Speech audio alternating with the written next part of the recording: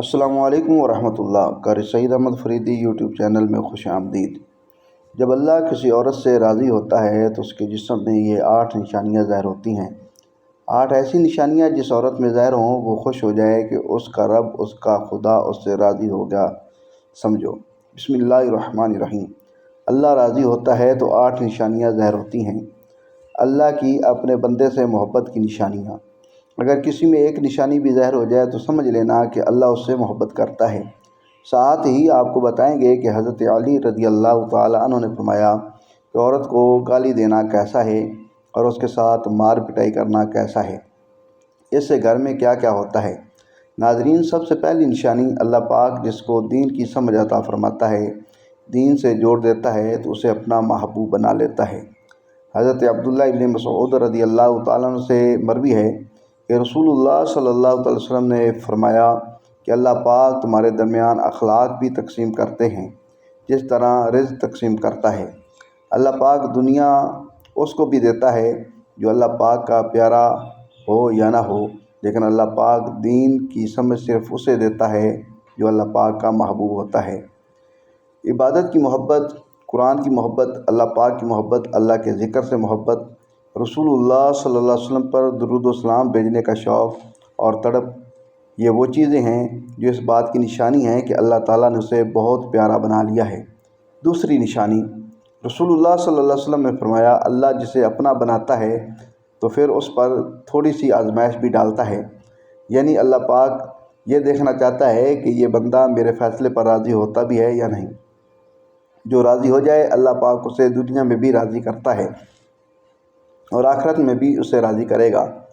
جو اس وقت بغلاہٹ کا شکار ہو جائے کہ یہ کیا ہو گیا میرے ساتھ، تو نماز بھی پڑھتا ہوں، قرآن پاک کی تلاوت بھی کرتا ہوں، پھر مجھے بخار کیوں آ گیا ہے، میں تو دین کا کاربند ہوں، پھر مجھے کیوں فکر ہو رہی ہے، تو ایسا نہیں سوچنا چاہیے۔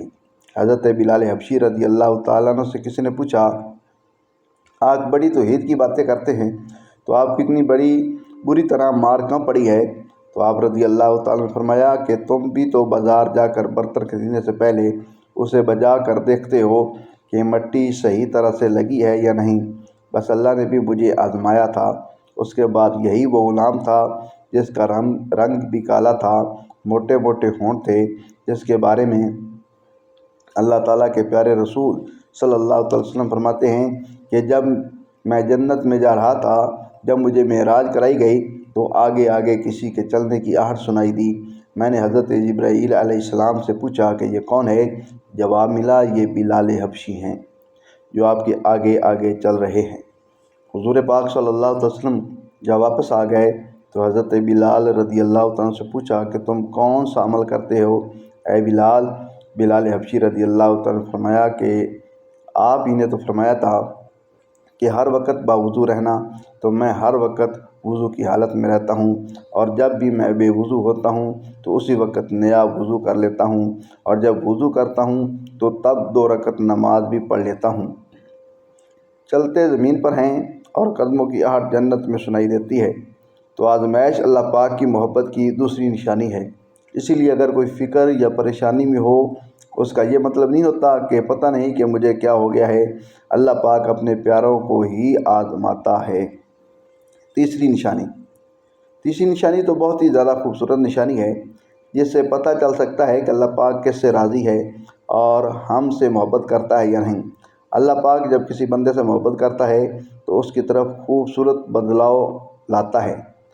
حدیث میں آتا ہے کہ جب اللہ پاک کسی سے محبت کرتا ہے تو اللہ پاک حضرت جبرائیل علیہ السلام کو فرماتا ہے کہ اس کے بعد آسمانوں میں زلزلہ آ جاتا ہے، سب فرشتے بے ہوش ہو جاتے ہیں، اور پھر جب اللہ کے حکم سے سب ہوش میں آتے ہیں تو سب سے پہلے حضرت جبرائیل علیہ السلام کو اجازت ہوتی ہے، تو حضرت جبرائیل علیہ السلام سوال کرتے ہیں کہ اے ہمارے رب نے کیا فرمایا ہے، اور اس کے بعد خود ہی کہتے ہیں کہ اللہ نے جو بھی فرمایا ہوگا وہ حق فرمایا ہوگا۔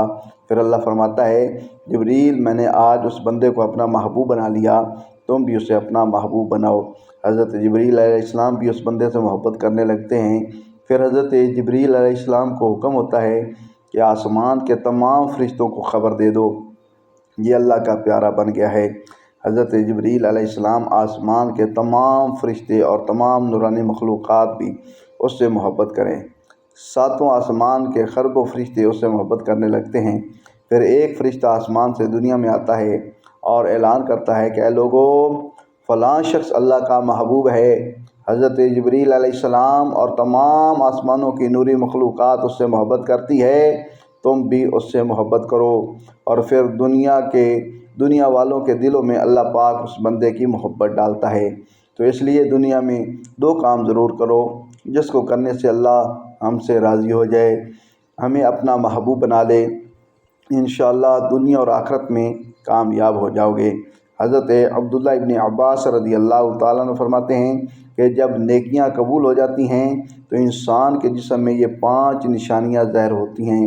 نمبر 1، جب انسان کی نیکی قبول ہو جاتی ہے تو اس کی وجہ سے اس کے چہرے پر عجیب سی رونق آ جاتی ہے، یعنی وہ انسان دنیا کے سامنے اپنی خوشی کا اظہار اپنی مسکراہٹ اور بشاشت کے ساتھ کرتا ہے۔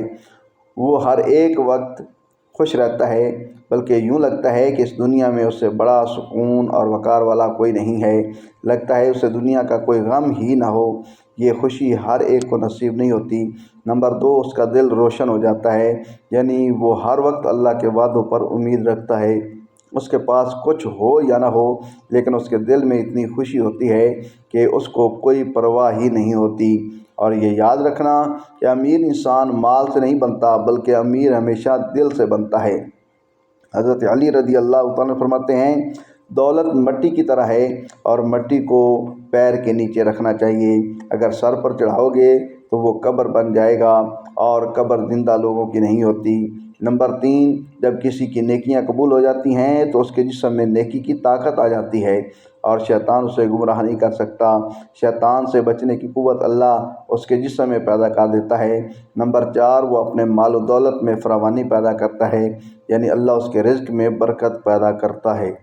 وہ چاہے لوگوں پر کتنا بھی خرچ کرے، ضرورت مندوں کو کتنا بھی بانٹے، اس کی دولت میں کمی نہیں آتی۔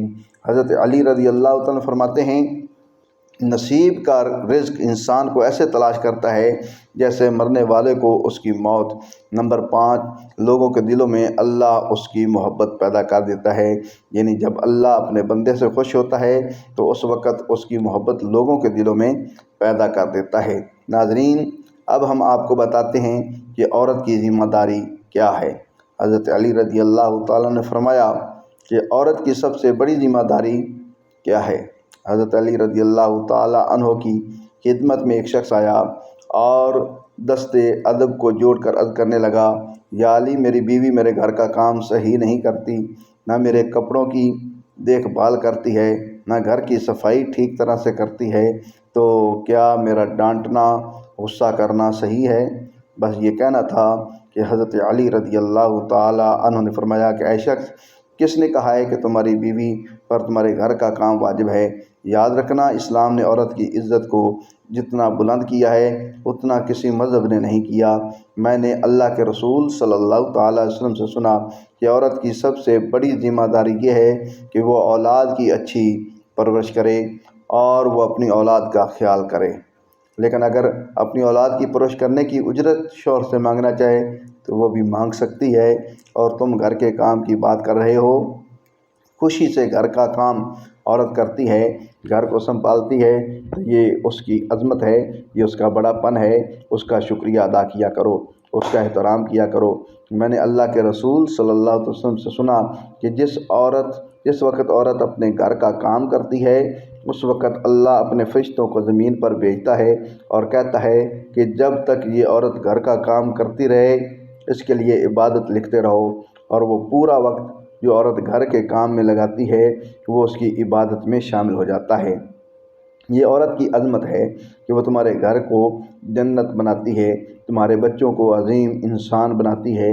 لیکن اگر کوئی عورت پر ظلم کرے، گھر کے کام کی وجہ سے اسے ٹوکتا رہے، اس پہ ظلم کرتا رہے، تو روز محشر میں اللہ اس انسان کو گدھے کی شکل میں اٹھائے گا، اور دوزخ کا ایک دروازہ ان لوگوں کے لیے کھولا جائے گا، اور یہ کہا جائے گا کہ یہ وہ انسان ہے جنہوں نے اپنی ہی عورتوں پر ظلم کیا، ان کو حقیر سمجھا اور ان کو غلام سمجھا۔ ناظرین، اب ہم آپ کو بتاتے ہیں کہ حضرت علی رضی اللہ تعالیٰ نے فرمایا کہ گھر میں عورت کا رونا کیسا ہے، عورت پر ظلم کرنے کی کیا سزا ہے۔ حضرت علی رضی اللہ تعالیٰ عنہ راستے سے گزر رہے تھے، دیکھا کہ ایک شخص اپنی بیوی پر ظلم کر رہا تھا۔ حضرت علی رضی اللہ تعالیٰ عنہ ان کے قریب گئے اور فرمانے لگے، اے شخص، اللہ سے ڈرو، تمہاری مفلسی، پریشانی اور رزق میں تنگی کا سبب یہ ہے کہ تمہاری بیوی تمہارے ہی ظلم کی وجہ سے تمہارے ہی گھر میں روتی ہے۔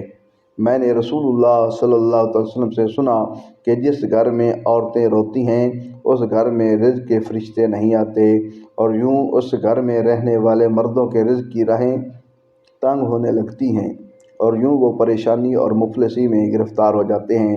یاد رکھنا، اللہ نے اولاد مرد کی تقدیر اور دولت عورت کی تقدیر میں لکھی ہوئی ہے۔ اگر تم یہ چاہتے ہو کہ تمہارے رزق میں فراوانی ہو اور عزت، شہرت اور دولت دن بدن بڑھتی جائے تو اپنے گھر میں اپنی عورتوں کا خیال رکھو، انہیں خوش رکھو۔ اللہ کے فضل و کرم سے تم عزت، شہرت اور دولت میں فراوانی پاؤ گے۔ ناظرین، اسی طرح کا ایک اور واقعہ ہے۔ ایک مرتبہ حضرت علی رضی اللہ تعالیٰ عنہ راستے سے گزر رہے تھے کہ آپ نے دیکھا کہ ایک شخص اپنی عورت پر ظلم کر رہا تھا اور اس کی توہین کر رہا تھا۔ حضرت علی رضی اللہ تعالیٰ عنہ ان کے قریب گئے اور فرمانے لگے، اے شخص، یاد رکھنا، اللہ نے مرد کو طاقتور اس لیے بنایا ہے تاکہ وہ عورت کی حفاظت کر سکے، نہ کہ عورت پر ظلم کر سکے۔ میں نے نبی کریم حضور پاک صلی اللہ علیہ وسلم سے سنا کہ جو مرد اپنی عورت پر ظلم کرتا ہے تو اللہ اس پر لعنت بھیجتا ہے۔ تو اس نے کہا، یا علی، یہ میرے نکاح میں ہے، میں اس سے جو بات کہتا ہوں یہ میری بات نہیں مانتی۔ تو حضرت علی رضی اللہ تعالیٰ عنہ نے فرمایا کہ نکاح کا مطلب یہ نہیں کہ تم نے اپنے لیے غلام خریدا ہے، بلکہ نکاح کا مطلب یہ ہے کہ تم نے اپنی نسل کو بڑھانے کے لیے اس عورت سے مدد طلب کی ہے اور تمہاری اولاد کی اچھی تربیت کے لیے اس عورت کو چنا ہے۔ اے شخص، جس سے مدد لی جائے اس کو غلام نہیں سمجھتے، اور جو تمہاری اولاد کو پروان چڑھائے اسے حقیر نہیں سمجھتے، بلکہ تمہیں تو اس کا شکر گزار ہونا چاہیے۔ یاد رکھنا، عورت پر ظلم کرنے کا مطلب ہے اولاد کی بغاوت۔ آنے والے وقت میں اولاد اس عورت کے جسم سے تمہیں نصیب ہوگی تو اس کے وجود میں تمہارے لیے بغاوت ہی بغاوت ہوگی۔ اللہ تعالیٰ سے دعا ہے اللہ ہمیں دین حق پر چلنے کی توفیق عطا فرمائے، ہماری اولاد کو ہمارے لیے رحمت بنائے اور ہمیں دین کی مکمل سمجھ نصیب فرمائے، آمین۔ ناظرین، کمنٹ باکس میں اللہ تعالیٰ کے 99 ناموں میں سے ایک نام ضرور ٹائپ کریں۔ ویڈیو اچھی لگے تو ویڈیو کو لائک کریں، شیئر کریں، چینل کو سبسکرائب کریں۔ اگلی ویڈیو تک اجازت دیجیے، خدا حافظ۔